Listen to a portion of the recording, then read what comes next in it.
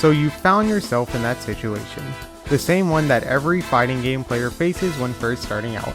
You say to yourself, I want to get into fighting games, but they're too intimidating. Fear not, my friend, I'm here to guide you through the journey of becoming a fighting game player. There are countless videos out there telling you why or how to get into fighting games, but this video isn't quite that. I'm going to assume that you've already made up your mind about wanting to get into at least one fighting game, and continue to help you at the start of your adventure. Mainly, I'm here to explain fighting game basics that I wish I knew when starting out. We're not going over super basic things such as what a combo is or anything like that.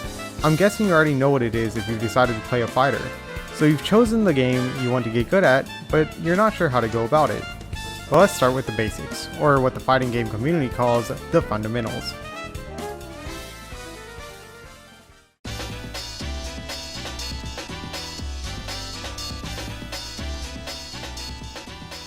If you wish to compete even at a very casual level, you'll need at least some understanding of the fundamentals. The powerhouse of the fundamentals revolves around the specific skill called footsies. Ignoring the silly name, footsies is a near requirement. The exact definition of footsies is kind of hazy, but it can be summed up as the key fundamental in which both players are mid-screen, tempting each other to throw out something unsafe for a big punish. The Fighting Game Glossary by Infill describes it as a dance of playing mind games with your feet. Just a quick heads up, the Fighting Game Glossary by Infill is an incredibly impressive source for fighting game terms. It's completely free, and I recommend it to any fighting game fan, both old and newcomers alike. In short, your objective is to open the opponent up by making them think that you're going to do something punishable. If you've achieved this, you've successfully baited them out and will likely be rewarded with a big juicy combo. Speaking of combos, a lot of people tend to think that fighting games are just who can do the longest combo. Don't get me wrong, combos are both impressive and important, but they are only scratching the surface of what fighting games are. If you can't do loops in Dragon Ball FighterZ or Dante's TODs in MVC3, don't stress too much about it. You'll get there, but for now you should be putting your focus on the key fundamentals. We've already gone over footsies, so next let's cover mix-ups. A mix-up is pretty much exactly as it sounds. It's the act of making your opponent guess your next move and punishing them for guessing wrong. Mix-ups are so important that there are actually entire characters centered around this idea. Mix-up characters are often given a lot of overhead and low options in order to catch the opponent trying to block the wrong move. Learning how to block a mix-up not only comes from practice, but also knowing your opponent. If you play a match against Ino in Guilty Gear Strive, you're likely to be tossed like a salad. But if you learn how that Ino plays and the mix they try to pull, you'll be able to better predict what they plan to do next, and more often than not, blocking a mix-up means that 1. You're not taking huge chunks of damage, and 2. You can counter their mix by using a move with a faster startup to interrupt their string of attacks.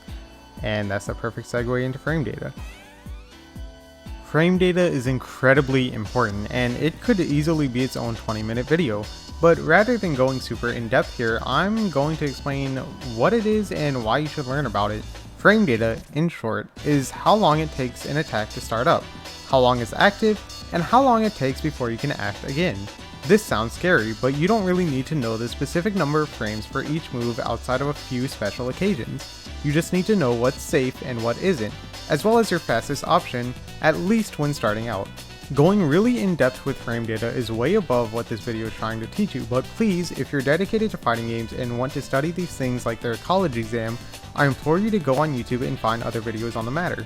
But for where we're at, just knowing the very basics of frame data should be enough to get you started. Why should you learn about frame data though? Well, for one, it'll help you make smarter choices when approaching your opponent. Instead of trying to open with the slowest but strongest attack every time, knowing frame data will encourage you to play the safer option, because in the end, if you hit your opponent and they don't hit you, that's a win.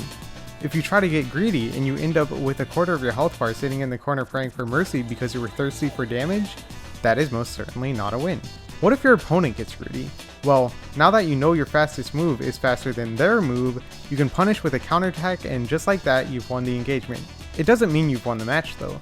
You still have a long ways to go. We've covered footsies, mix-ups, and frame data. Where do we go from here? There are a few key ideas that can be considered fundamentals.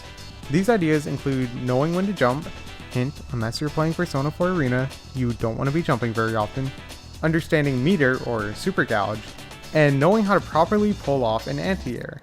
The way I worded it there might make it sound hard, but it's probably the easiest damage you'll give in an entire match. If your opponent does a random jump in, you can punish that jump in and almost certainly get a free combo off of it.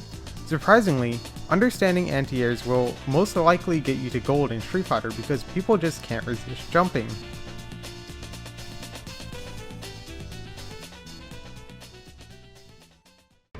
We've almost covered everything you need to know to plant your feet in the fighting game ground, but there's a few more tips I want to include before I let you go. 1. Practice makes perfect. You're not going to pick up your pad or stick and instantly become a master at fighting games. You're going to lose your matches a lot when first starting out. You're not really losing though. Every match is a lesson. Take every loss as a chance to improve. Spend time in training mode, a lot of time, and try not to get heated about every time the screen says you lose, because chances are, you gain valuable information that will stay with you forever from that loss. 2. Play for passion. Don't force yourself to play if you're not enjoying yourself. Take a break, and come back when you're feeling the flames of ambition resting within you, waiting to be sparked once again. If you don't love a game, what's the point in playing it? 3. Form a bond with your main. Okay, in a video where I talked about a required understanding of a skill named footsies, this might be the silliest thing I've said in this video, but I'm serious. You should really get to know your main like they're your best friend, because throughout your journey, they'll be right there with you. I'm not talking about knowing your character's lore either, though that wouldn't hurt to know. I'm talking about fully understanding and utilizing their tools, embracing their advantages and accepting their disadvantages. It'll be worth it, trust me. 4. Don't be scared to go online. I've already said that you're going to lose a whole lot. There's no escaping that, it's just part of the learning process. Actually, I encourage you to jump online as soon as you've properly chosen a main and have taken the time to understand that character in training mode. The only way you'll improve is by learning, and the only way to learn is to put in the time. 5. Editor's pick here. Pick your first character based on how cool you think they look. To elaborate off of this, I'm going to say to pick a character that you connect with. Like stated earlier, the bond between you and your main is a sacred one, so make sure you enjoy every aspect of a character, both gameplay and design-wise. Fighting games have some of the best characters in gaming. I guarantee you the perfect one is waiting for you. And that's where I'm going to leave you.